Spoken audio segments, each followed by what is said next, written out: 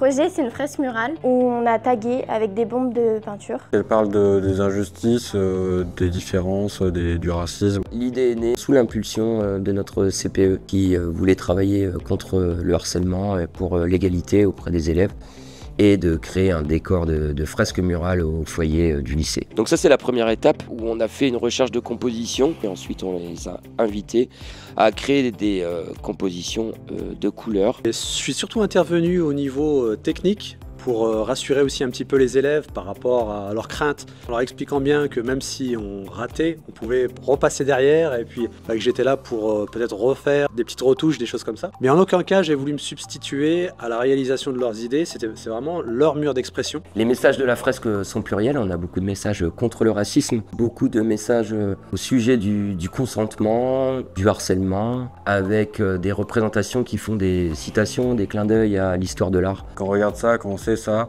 fait quand même une sacrée belle fresque. Et puis après, il y a un autre truc, c'est que quand on regarde la fresque, moi par exemple, j'ai pas toujours tout vu. Maintenant, en la regardant, je vois des objets que j'avais pas vus avant. On a Frida Kahlo qui est par exemple représentée ici, la Vénus de Milo qui est représentée ici. On a des références à Matisse également. On a Banksy qui est plus contemporain. Beaucoup d'inspirations qui permettent d'appuyer justement les messages des élèves. J'ai créé le visage de la femme ici. Il y a plusieurs couleurs car ça représente la diversité, mais aussi les traumatismes qu'elle a pu vivre. Ici, ce travail réalisé par Élise montre cette représentation du petit bonhomme de pain d'épices. Le personnage arrive comme un fil directeur. On le retrouve à différents endroits de notre fresque. Il représente un élève et tout ce qu'il peut traverser durant le lycée et sa vie. Il est souvent à côté d'éléments importants, par exemple l'égalité.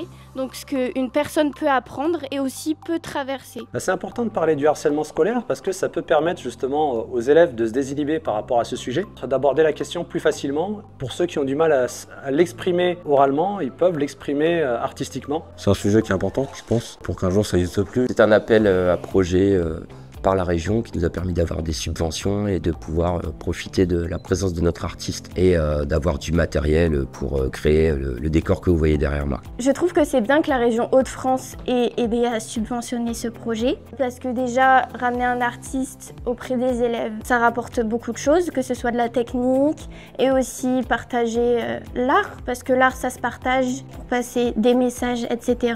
Et c'est mieux de passer des messages quand il y a des beaux dessins et que le message justement se fait comprendre.